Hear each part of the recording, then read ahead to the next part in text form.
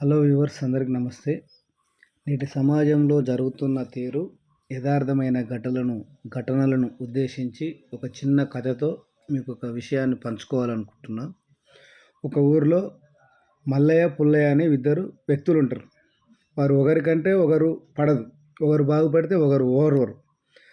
ఈ క్రమంలో ఒకరోజు వాళ్ళ ఊరికి ఒక సాధువు వస్తాడు. ఆ సాధువు దగ్గర పోయి మల్లయ్య అంటే ఆయన సాధువు గారు నాది ఒక కన్ను పోయేటట్టు మీరు చేయరా అని అడుగుతాడు.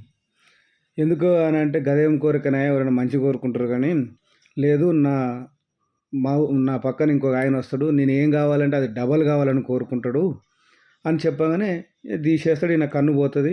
ఆయన అన్నట్టే మళ్ళీ పుల్లయ్య వస్తాడు. పుల్లయ్య వచ్చి కూడా ఇగో మల్లయ్య అయితే ఏం కోరిక కోరుకుంటూ ఆయనకు డబల్ అయ్యేటట్టు నాకు కోరుకో అని చెప్తాడు. ఇద్దరు కళ్ళు పోతాయి. నేటి సమాజం తీరిది. ఒకరు బాగుపడితే ఒకరు ఓడవరు.